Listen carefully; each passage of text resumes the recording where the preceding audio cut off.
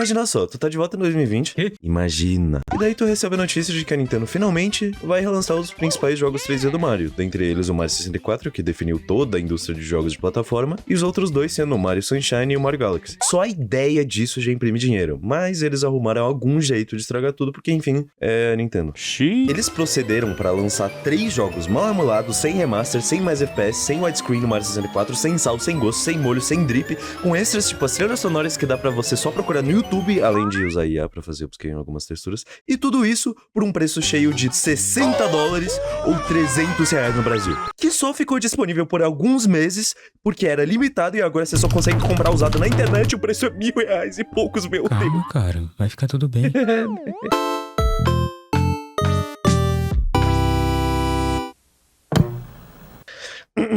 Ok, vamos lá. Digamos que tu queira jogar o Super Mario Galaxy 2 legalmente, que não saiu na coletânea que eu citei, inclusive. Tu vai pagar 300 conto no jogo e mais uns 800 num Wii usado e amarelado no Mercado Livre. Porque não só o jogo não tem portes para outros consoles, como também eles não fabricam mais. Pra isso que os emuladores... Shhh, tá louco? Desculpa. Qual é o sentido disso? Eles têm de mão cheia uma das franquias mais importantes da história dos videogames. Sim, cara, a pessoa pode até não gostar de Mario, mas a importância é inegável. Pois é, os caras têm jogos que definiram gêneros, que estão impregnados na nossa cultura e que moram no imaginário popular desde que a gente se conhece por gente. E tu nem precisa gostar de videogame pra saber disso. Testa aí, pode ir lá na rua, pergunta pra alguém se ele conhece o Mario. Que Mario?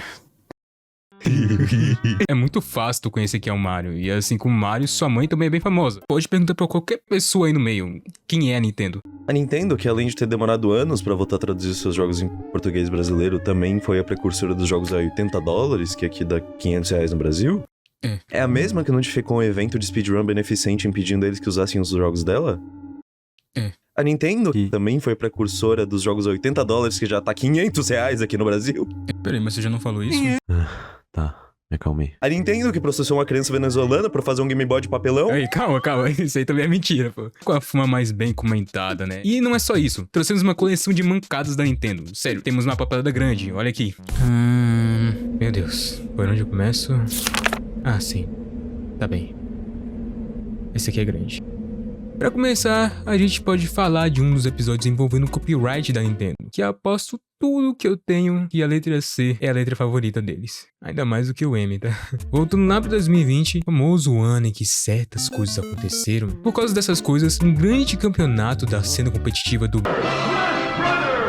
Melee e do Ultimate foram prejudicados, e o grande The Big House optou pela alternativa de anfitriar o evento da forma online. E para isso, como o Smash Bros. Melee foi lançado em 2001, quando nem se sonhava em jogar jogos de luta online, foi necessária uma modificação do jogo em que implementasse algo chamado Netcode. Netcode é o sistema que faz a mágica de conectar dois jogadores remotamente numa mesma partida e sincronizar todos. Se o Netcode é ruim, a partida vira um festival de lag, teleporte e delay maluca. E se é bom, parece que tu tá jogando no local mesmo, sabe? O Netcode desse caso é o do Project Sleep, um mod do Melee que roda por meio de um certo golfinho.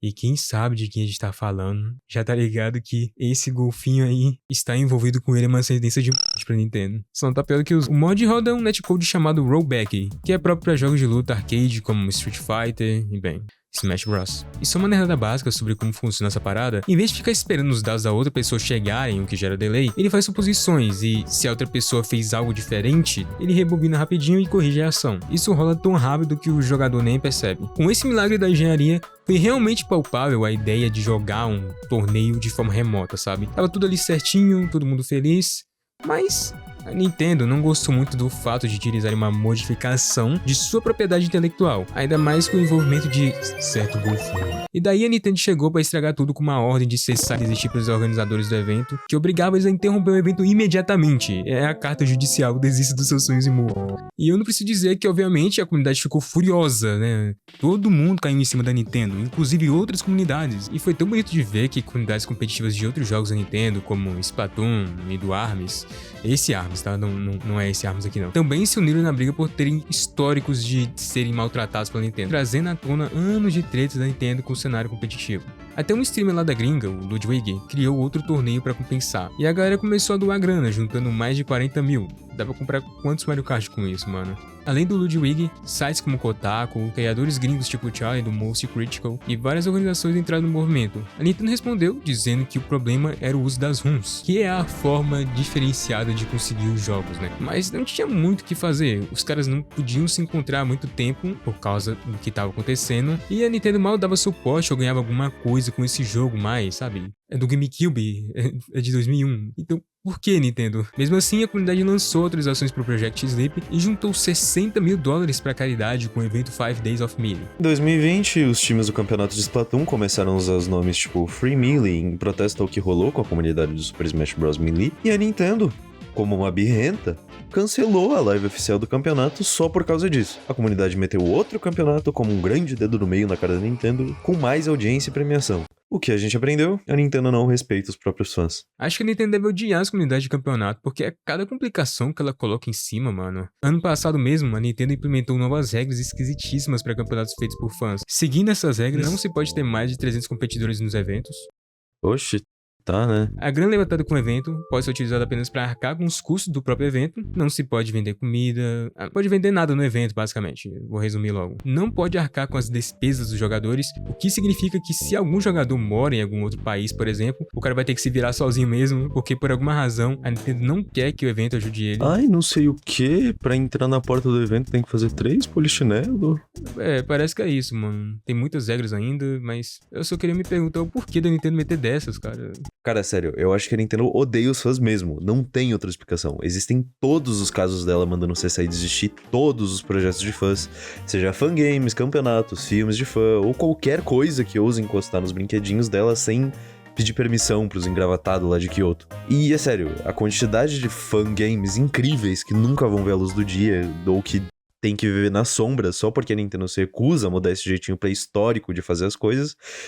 Tá. É de conhecimento público a hostilidade dessa empresa com projetos de fãs. E um ótimo exemplo disso foi em 2016, onde o programador argentino Milton Guasti, após 10 anos de trabalho, refez o Metroid 2, se inspirando no outro jogo da série, o Metroid Zero Mission, fazendo uma repaginada e deixando o jogo que era assim, com bosses, músicas e áreas novas, tudo feito no Game Maker, não as músicas, né, pelo menos. Diferente de muitos fangames, esse conseguiu ser finalizado em agosto de 2016, com muitos elogios da crítica, que acabaram acarretando na nomeação desse jogo pro Fangame do Ano no Game Awards. Não no turno da Nintendo, que lançou uma DMCA, necessário desistir, no nosso mano latino. Mas isso não parou ele de lançar uma segunda atualização e tomar outra lapada dela logo em seguida. E inclusive, um ano depois foi lançado o remake do Metroid 2 pra 3DS. Nem tudo foi perdido, o próprio Milton foi contratado pela Moon Studios pra ser game designer do Ori and the Will of the Wisps, e o próprio fangame dele recebeu uma atualização em 2020 por fãs do projeto, terminando que foi visionado por ele. Mas enfim, prosseguindo pra...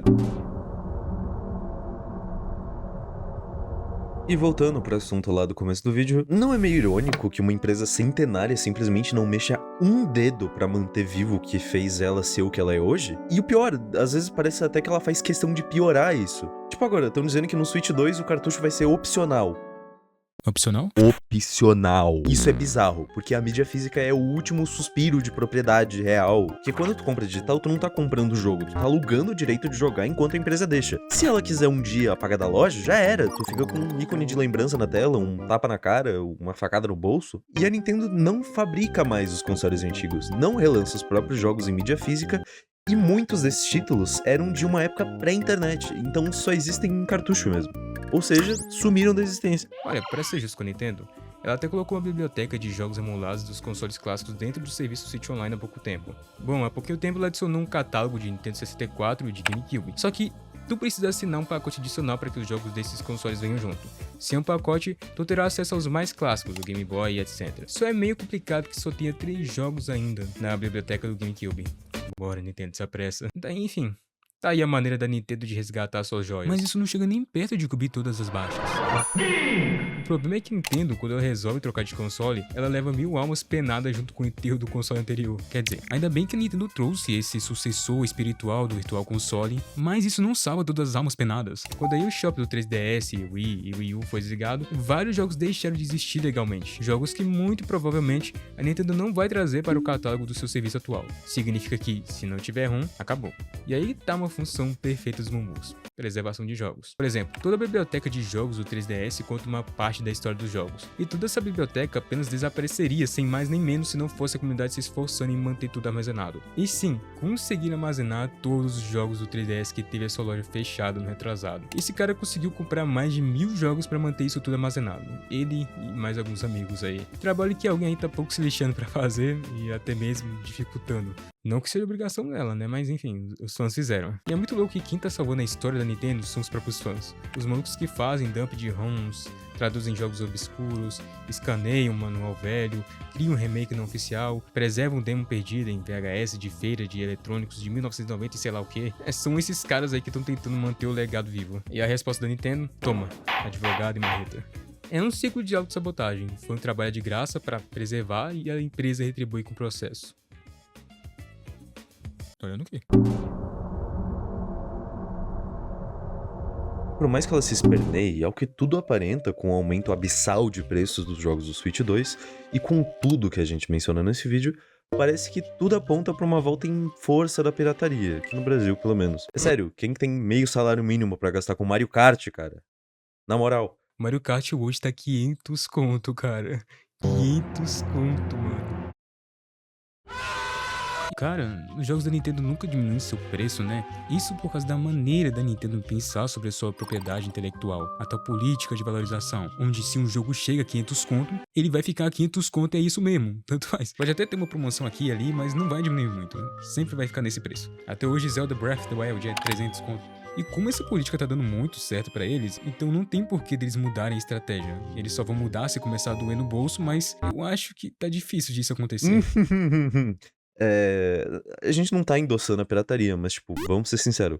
Ninguém tá pirateando por esporte. É porque a alternativa legal é inviável pra muita gente. Se tu quiser jogar de forma 100% dentro da lei, tem que basicamente fazer um financiamento estudantil para comprar um console e um jogo. Porque eu juro por Deus que se não fosse um monte de jogos de flash do Mario quando eu era criança, eu não teria tido esse histórico afetivo com os jogos da Nintendo. E eu acho que ela não dá mínima pra isso, porque fangame não dá dinheiro pra eles, não. Essa empresa é bem famosa pelos processos dela, e nós estamos vários deles aqui no começo do vídeo. Já passou da hora da gente falar um pouquinho mais deles em ordem. Vamos lá. Em 2013, o Carlos Charlito Alfaro, vamos chamar ele aqui só de Charlito, registrou a loja Super Mario. Super Mario porque era um supermercado administrado por seu pai, que tinha Mario no meio desse grande nome aí. E até aí tudo bem. O problema surgiu quando em 2024 a Nintendo abriu o olho pra cima deles, metendo o famoso processo por estar usando o nome do Mario do mercado. E pior ainda, não é qualquer Mario, é o Super Mario. E daí a Nintendo foi na fúria, como esperado. Imagina que loucura, a gigante Nintendo contra um mercadinho da Costa Rica do Charlito. Parece muito difícil eles saírem vitoriosos nessa, até o Charlito desacreditava. Mas o que aconteceu foi surpreendente. A Big N registrou a marca Mario para muitas coisas: roupas de cama, roupas, brinquedos, alimentos, cosméticos, papelaria, livros, produtos de limpeza, tapete, iluminação, jogos, pasta de dente, tigela de cachorro, maquiagem. A Nintendo só não esperava não ter registrado a marca do Bigodudo em supermercados. O mercado conseguiu vencer da Nintendo só porque a Nintendo não tinha registrado a marca Super Mario para supermercados. Como também, quem analisou o caso percebeu que não tem muito a ver o Mario dos videogames com supermercados, né, cara?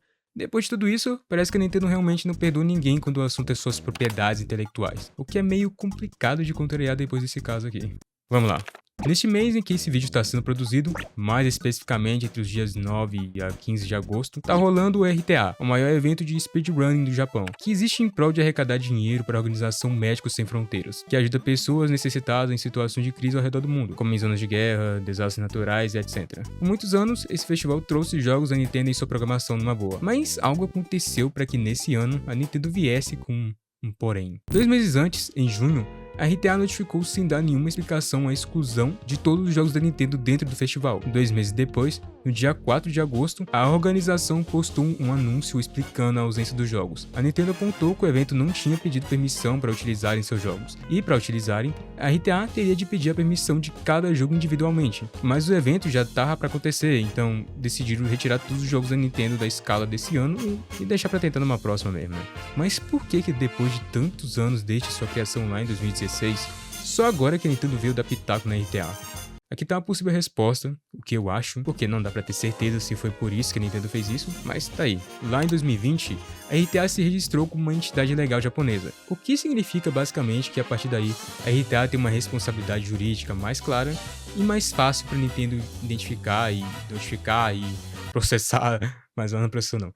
Assim, a RTA acabou entrando no radar jurídico da Nintendo. Acho que demorou um pouquinho ainda pra isso, né, porque 5 anos, mas tá bom. Provavelmente ainda acho que foi por isso. Outra coisa, pro japonês, nem existe esse fair use que nós conhecemos por aqui. As leis para propriedade intelectual lá são bem diferentes e rígidas. A galera que conhece a comunidade japonesa de VTuber entende bem do que eu tô falando. Um exemplo é a Hololive, uma agência de VTubers que precisa pedir permissão para transmitir qualquer jogo, não importa se ele foi feito por uma empresa grande ou um moleque em Jundiaí SP. O streaming de jogos funciona diferente lá, como nesse caso com a Capcom e a Hololive, onde os membros da agência que fizeram a live de Resident Evil 8 tiveram que ocultar a tela dos puzzles do game. Por quê? A galera da Capcom provavelmente acha que ver a resolução dos puzzles vai fazer quem tá assistindo não querer comprar o jogo, sei lá. Sabendo disso, eu ainda acho que a Nintendo poderia ter agido de outra forma nesse caso. Poderiam pelo menos uma vez relaxar a cabeça, talvez permitir esse ano e exigir a permissão pro próximo, ou sei lá.